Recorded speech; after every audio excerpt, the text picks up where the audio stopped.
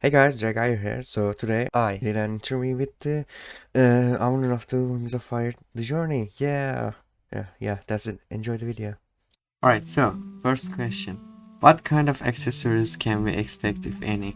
Well, for accessories, there can be up to... Well, most of the time, you'll end up having earrings. There's multiple types of earrings you can get. And usually there's like a satchel or two. So the Seawing can have a neck bag, while also 3 options of rings on its ear, I believe. Okay, Astria. A There's lot. really something wrong with your microphone. Is there? Yeah, like sometimes it's good, but sometimes it sounds like you're miles away from your microphone. That's the thing. It automatically tries to cancel out background noise, so it fades. Yeah, I guess that would be it. That's my headset. It does that. I hate it. Okay, then we're just gonna have to deal with it then. Yeah. Okay. So there's also fin rings. No, they do not go through the webbing. I hear you children in the comments already. There's web wing rings, and then there's the web piercings that actually go through. They're 2 separate items. Let me clarify that. Yeah. And then in the Royalties Game Pass, you can get a few options of crown. Well, multiple, along with multiple types of armors in the future. It's mostly just one type for now, so I don't die on scripting. There's also interactable weapons as well. So the Sandwing currently has a leg sword. I'm pretty sure everybody's seen that. Well, digging past in development, you can actually see I have an animation for it being taken out, swiped, and holding it, and then actually putting it back itself, which is one of the finished ones for now. The dagger I was still working on, though I never finished. How many tries will there be available in early access? For now, I was thinking the Seawing and Sandwing, since they are the most finished with animation. Though in a matter of time, I may be able to add the Skywing to that list. Can we have multiple characters? Yes, there is 10 saves per dominant tribe. So, taking a reference to the Hybrids Gamepass, if you have your normal Sandwings and then, let's say, a dominant Sand to Sea, well, that dominant Sand Sea hybrid is gonna go under your Sandwing saves using one of the 10. That's a lot of saves. All 10 tribes, so that's 100 saves. Oh yeah, that's a lot. That is a lot of saves.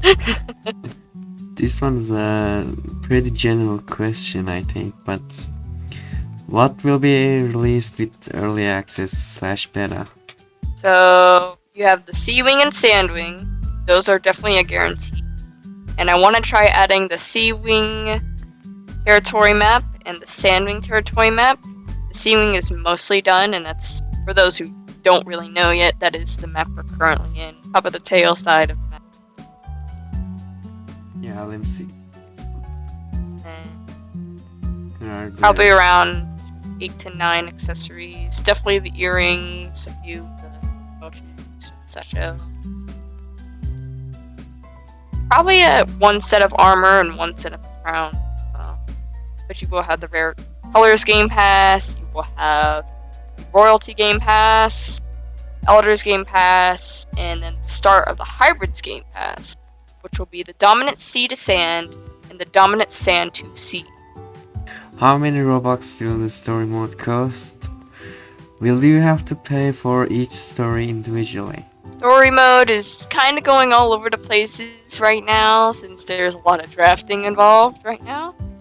and it could go very extreme and maybe minor. I do know there's going to be multiple stories, but for the main plot line, it's not really an answer right. So it's a work in progress. Yes. And here is literally the most asked question ever. Will the game... No, that's a wrong way to say it. Is the game going to be on mobile? Mobile's a little iffy. You have all these extra controls, like sitting, playing, all the interactive faces, that includes a whole bunch of scripting I'll have to do now since I'm the only scripter. And then there's all the GUI resizing to make sure it fits the right phones. And then there's literally the maps themselves and 300 part models. So I do want to have it for mobile.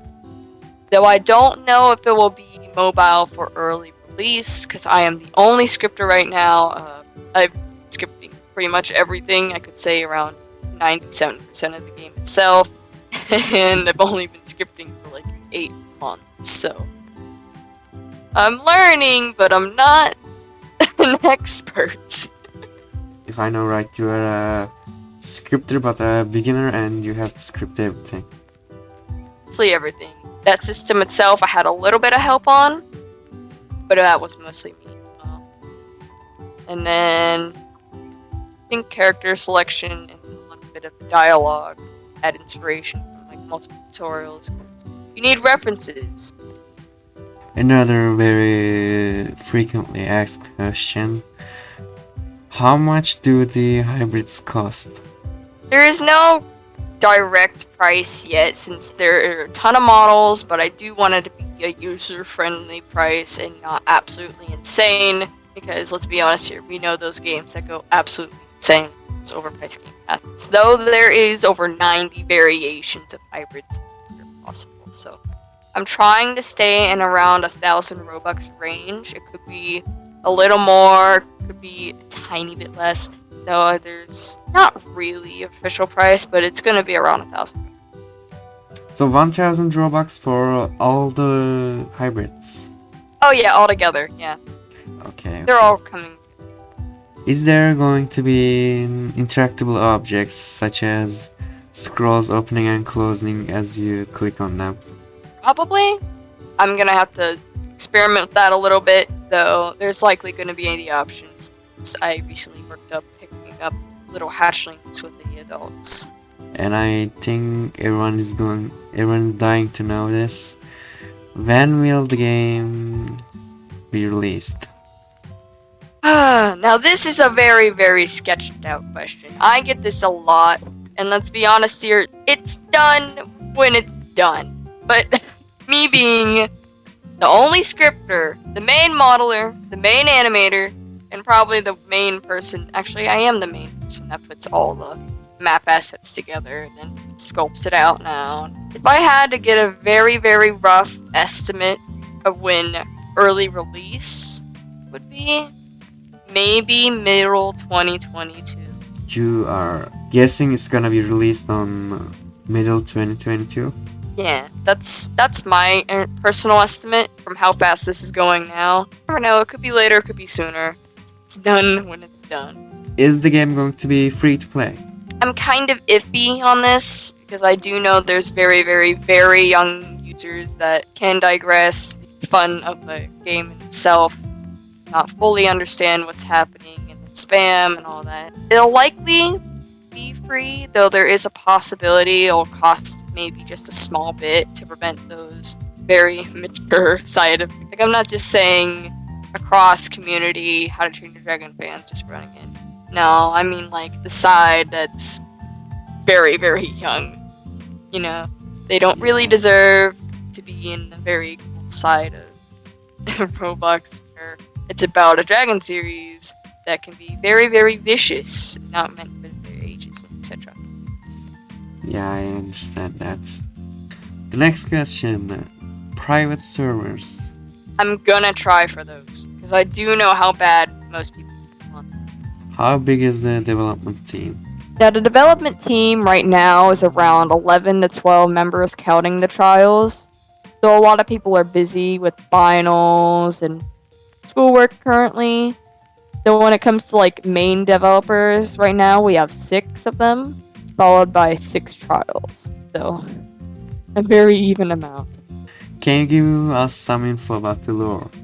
Or See, I don't want to spoil too much of the lore itself, though TJ's gonna have a little bit of a twist when it comes to story mode. Now, people that know me from the glance of Q&A, I like having things canon. But then again, you see this beautiful Fluffy here sitting next to this beautiful Dragger. So there's going to be a little bit of a bend when it comes to story mode, since there's going to be a little connecting history, because there's a lot of plot points that the books leave out, like how does the moon give magic, or how does other things work together, how did anemone magic come to be, how did the dragons come to be, how does this land literally shaped like a dragon. And with how story mode is going to go, it's going to, the main story mode at least, is going to piece together those little spots that really weren't that covered. Mainly the moons.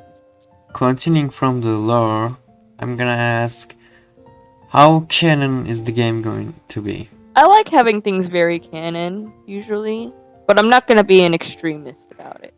So, like, knowing the Sea Kingdom, that wasn't very explored, and the ocean is very big. So there can be a lot of extra places and secrets that I can add around where the places weren't really covered. So the more something wasn't covered in, like, a location, the more flexible it can be. So if you find colors in graphic novels or the books themselves, those can be added as well. I know most people feel like the graphic novels aren't that canon, but I'm gonna let it be a little flexible with that, because I do know some colorings by straight books themselves is going to be very hard to do. Is there going to be enchanted accessories or animus things? Yeah, so pretty much animus stuff. That's a little hard to say, since maybe they'll come around for story mode. But in general, I don't think there will be, because they're very, very extra when it comes to animations and scripting and everything like that. Is there going to be NPC quests that you can do and get rewards from in the roleplay mode? Oh yes, very much so. I've been practicing with dialogue for quite a while, as I have been trying to figure out how the best way to do it is by mixing some of my own and some of more experienced scripters. That's how I usually script. So there's gonna probably be multiple NPCs around. Some that will just give you fun mini games that will be consistent. So yes, if you do get bored, you can sometimes have a flying event with your friends and race around the map, or you can just go around for quests for accessories, maybe extra gold, maybe some denim as well. Are there going to be pets? Yes, it's just gonna take a while. Yeah. Oh, then which pets are you thinking of adding? So I do know the leopard was one of the more planned things. In fact, it was starting to be modeled by Arch, which I call Archa for short because of the constant confusion of Archiana and Arch. So there's definitely the leopard for maybe like rain wings. It may just end up not being tribe specific as well. So I do know there's gonna be a leopard, probably a bird or two, and a couple of snakes, because I do know there are some snake lovers out there, and I do know that in graphic novels there is actually a red snake on a tree. So, snakes exist that aren't dragonbite vipers. Are there going to be scavengers? How detailed are they gonna be? There's definitely going to be scavengers, as that was probably the very, very first type of testing that ever happened for TJ itself. Way before even public testing even happened with the dragons and the sand testing is kind of scrap. But the scavengers, yes, they're definitely going to be a thing. They're probably going to be correctly sized as well. Maybe not a drastic difference, but probably a little bit shorter than a dragonette, which is your current size right now. And I think this is the last question for now. Are we going to be able to carry smaller dragons, hatchlings, dragonets, or whatever? Yeah, so earlier I mentioned that you can pick up hatchlings with the adult age, but the fun fun fact is about it is that it's not just adult and hatchling. It matters on your size. So anything that's a reasonable size and they're a player, you can pick them up. That's just a fun little hint there for other things as well. Bigger dragons are gonna be able to pick up the smaller dragons.